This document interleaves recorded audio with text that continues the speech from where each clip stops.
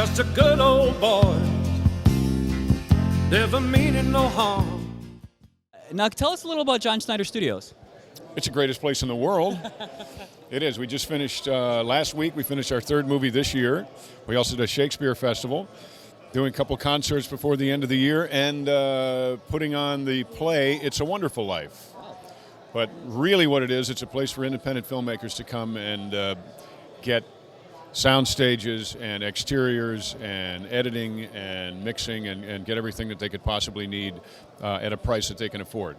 So I'm all about helping people make their dreams come true by providing quality studio at an affordable price. Now, am I correct? Some of the funding came from people actually just donating, is that correct? Yeah, there's a Patreon site. Right. So that's been the funding for a couple of the little bit of post-production. It's expensive. You know, it's expensive. So some money came in for that.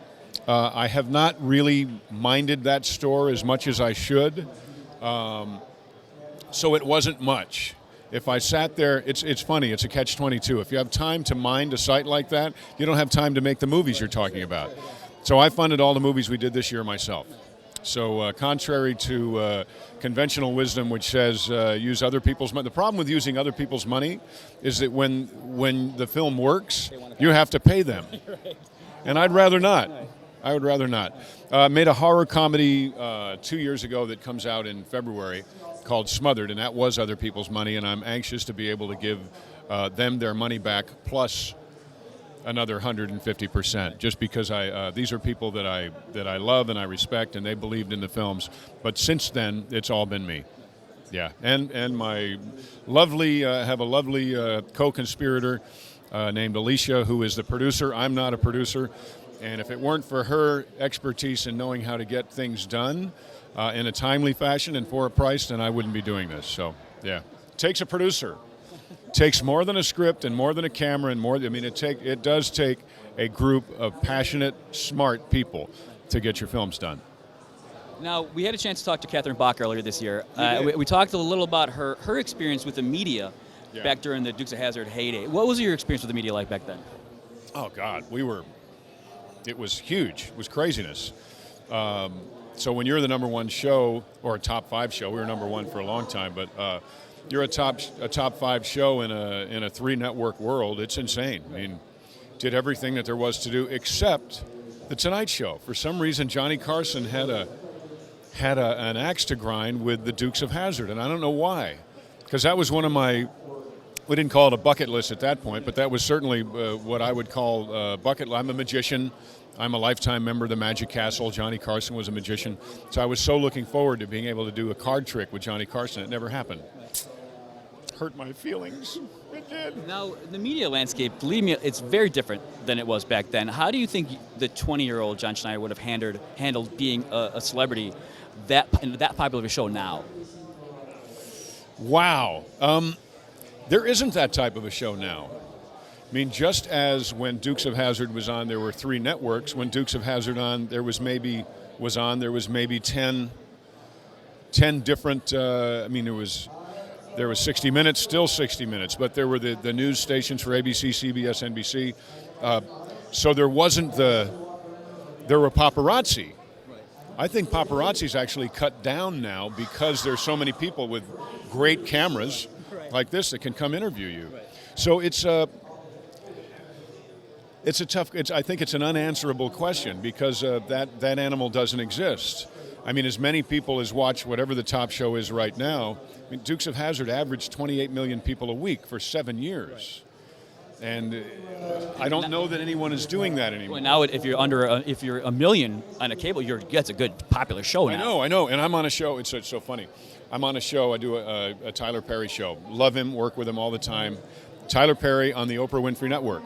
We get a 3.7 million. We have 3.7 million viewers a week, which is huge, and yet. So in this world, it's called the haves and have-nots. And I love it. In this world, that show is a bigger hit than Dukes of Hazzard was. Right. But the recognition for it, I don't get 1/100th of the recognition for that show because there's so many pieces to the pie now, right? So it's odd. I'm glad that I have have worked through all of that, though, and it's because I have memories. Those of us here who are over 50 have memories of an entirely different world with regard to the shows we were doing, the media that was out there, and we've seen it change, much for the better, some for the worse, but change. You know, change is change. It's always going to happen. It's the only constant, right? And the good news is, for me anyway, I'm still in it. Now, I have to ask, it's been said that Kevin Costner's Jonathan Kent was not nearly as good of a father as your Jonathan Kent, simply because Superman at the end of Man of Steel does not take the higher moral ground. I was wondering what your thoughts were. I agree. It wasn't Kevin's fault. I mean, it was a script. But had I done that, it would have been a problem. As we used to say in my day, it would have been bad day at Black Rock, because my Jonathan Kent wouldn't have said what Kevin's Jonathan Kent did. But I have ownership in that role that Kevin doesn't have. Kevin came in, did a great job. He's fantastic, but said things that I don't think Jonathan Kent possibly could have said, allowed things that Jonathan Kent couldn't possibly have allowed. But that's me.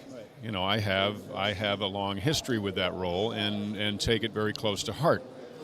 So I like the Smallville Jonathan Kent. Let's say better, but I think it was a far more likely personality to have raised the boy that would be Superman.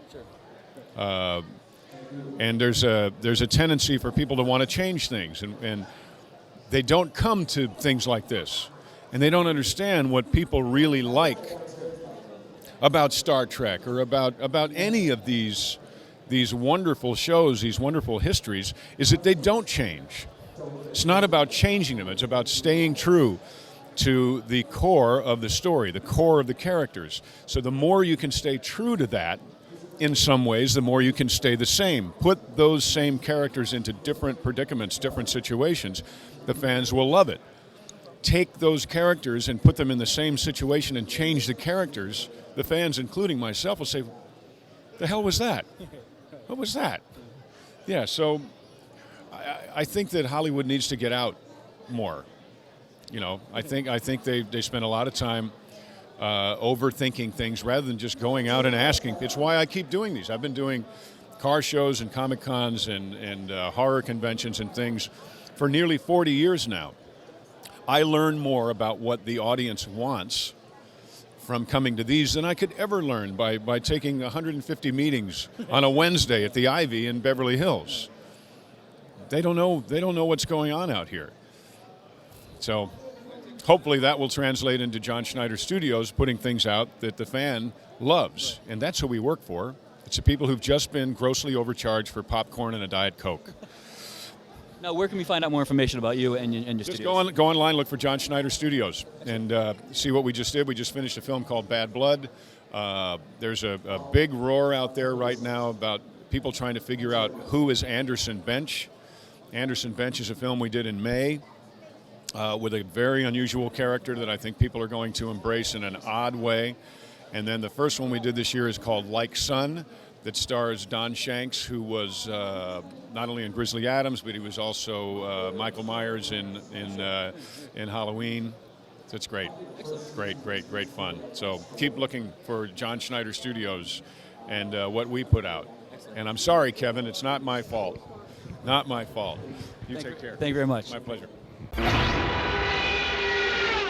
Just a good old boy, never meaning no harm.